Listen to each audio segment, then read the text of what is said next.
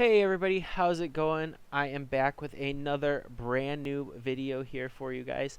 This is actually the second crit in the Fall Fling series. So the way that this series worked was it was across 2 weekends. So the first weekend was the crit you guys already saw that I managed to win. And then that Sunday there was the time trial, which I ended up coming in third to last, I believe. Time trialing's just not my forte. I'm not very good at it. I have a difficult time just setting my own pace on my own. It's much easier for me to kind of chase the carrot, as you will, with a rider in front of me. So this is the second weekend. This is the first race over 2 days. And so coming into this weekend, I was behind in points for the overall to a rider who's a couple spots up from me. And I knew that I needed to win this race, and then the race the following day, I just needed to beat him. Because if I came out of this race with the win, we were tied. So that was my goal for this event, was to just make sure that I could win this event. And it was relatively easy. We weren't really hitting the pace too hard. You can kind of see right here. Not through the corner, but overall our pace is not incredibly high.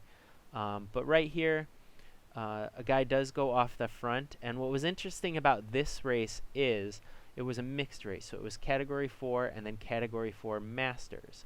So the Category 4s were scored separately. So any of the guys that you see in the blue numbers are guys who were in the Masters race, which was nice because it was easy to keep track of the guys who I needed to beat.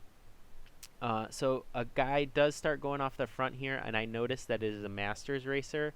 So I immediately just know that I don't have to do any work to bring him back in. He's not in my race. It's not important to me. And I kind of tell that to a few of the guys up front.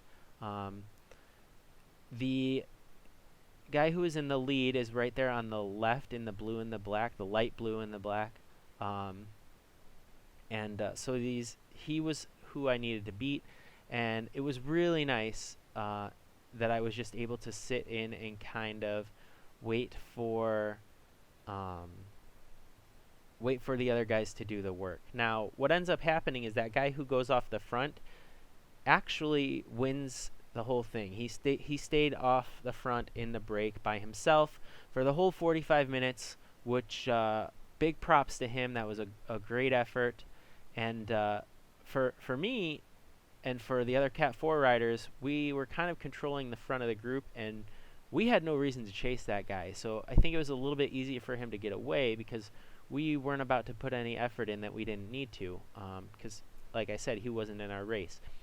Not really any of the other Masters riders wanted to do a lot of work either. So the pace really kind of sat right around where it is right now for the whole race. You know, our average I think was about 23 again, pretty similar to the last race. And there were no huge surges. Nobody really tried that hard to bring the solo breakaway back in. And as you can see, this course is huge. I believe that it's a 3.2 mile loop, and if it's not 3.2, it's about 3.6. So we're coming around towards the back half of the course, and right about here is where you get a pretty strong crosswind and a headwind as well. So kind of similar to what we had on the first race, this race had a bit of a tailwind coming into the finish line, which when I was doing my practice laps, I made sure I knew where that wind started to become a tailwind so that you could use it to your advantage in the finishing sprint. So you can see here, I'm really just trying to sit on wheels, not do more work than I have to. And really my goal was just to keep the guy who I knew I had to beat in front of me so that I knew where he was the whole time. If he was in front of me, I knew that if I needed to accelerate, I knew if I could just sit back and wait. And really the whole race just kind of came down to being patient, not wanting to chase that guy, and not really encouraging any of the Masters to chase the guy who had broken off the front. So as you can see, again, like I said, the the course is pretty long. So what you guys are going to see is just the first lap and then coming into and the last lap. The reason I did it that way is just because if I were to include a couple more clips of that, the video would probably go to 15-20 minutes long. I will be putting up the full race video later today, so be sure you check that out if that's something that interests you. And so right about here is where you start to get a little bit of a tailwind. It was kind of a cross tailwind, so you're still kind of struggling with the wind, but it is pushing you along a little bit. Those cones we just passed were the 200 meter mark, and you come straight up here and you can see the tent on the left here. And yeah, so that's the first lap. And like I said, the pace doesn't really surge all that much, stays relatively gentle, except for right here, where the race leader in the Cat 4 is that guy on the left who just jumped. They try to make a bit of a break, and I know that this is his teammate, so he's not going to do too much work. So I know that I just immediately have to pass him up. And coming through this corner, now we have basically a complete tailwind. So our speed kind of kicks up a little bit, but you can kind of see that these three guys who made a pretty decent effort and probably could have caught up to that guy they just sat up. And so here we go, coming into the last lap. The pace is pretty high here. We almost caught the guy who's in the break by himself, but like I said, he does manage to stay away the whole time. So really my intention for this last lap is just to, again, keep the Cat 4 race leader who's right there with that little red tag on his right side in the middle of the screen. Just keep him in front of me so I know where he's at the whole time. Don't stick my nose into the wind, and really just jockey for position. You can see everyone right now is jockeying for position. There's my buddy Pat Murphy, who I managed to out-sprint in the last crit the weekend before this. So I know that he's a fast wheel. I know that I can sit on him if I need to. But I also was lucky enough to have two teammates in this race as well who were racing the Masters race. So throughout the race I was able to sit on their wheels a little bit as well, and I knew that coming into the last couple corners on the back half of the course, that if they were in the right position I could use them to have a decent lead out. Because we had talked before the race, and we had discussed the lead out, and that, you know, I was close to first overall. So again, trying to keep this guy on my right in front of me, just so that I know where he is, so that he can't attack. And it works pretty well. I just kind of force him to take that wheel again. And you're gonna see here in a minute, this guy, I believe I talked about it in the previous video, is an extremely strong time trialer. He just kicked my ass completely in the time trial. And so when he starts to take off, I know that I do have to accelerate, because if he managed to stay away on this part of the course, then I was not going to be able to catch back up to him. So I used this rider in front of me, and again, just like the last race, I encourage him to get up to those wheels. You know, I tell him we can't let him go. He's a strong time trial. He's going to stay away. And so what manages to happen is he kind of slows down, and I know that I need to catch this guy.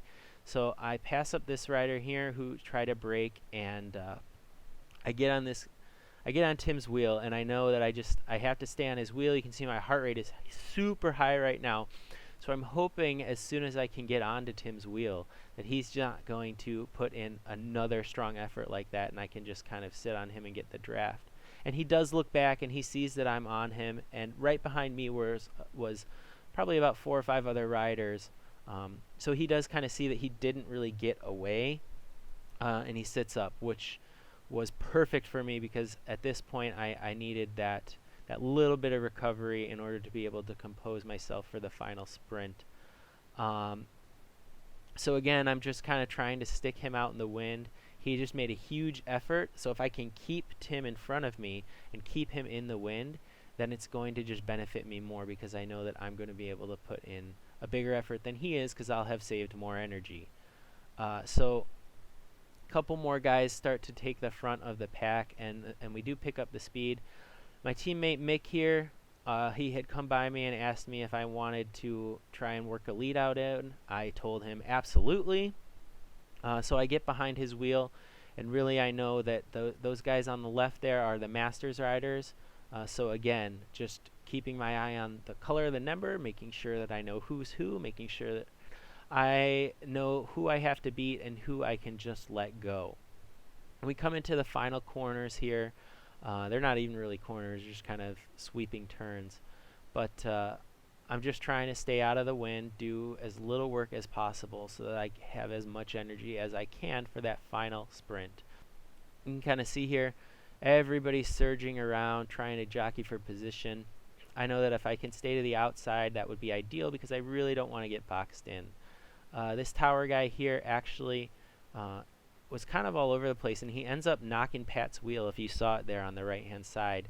And Pat got a little nervous, rightly so, because it was a dangerous move. So we start ramping up here, coming into the last corner, and I know that this right here is where I want to make my attack, and I'm not exactly on a wheel like I'd like to be to use as a lead out. My teammate was a little too far ahead of me. I got pushed out of position. But right here, as soon as I saw this tower guy go, I knew that it was time to go. It was time to attack. And it was a little early, but the tower guy just died really fast, and I knew that I could keep it. And so I end up taking first again in the fours. Hope you guys liked it. I'll see you next time.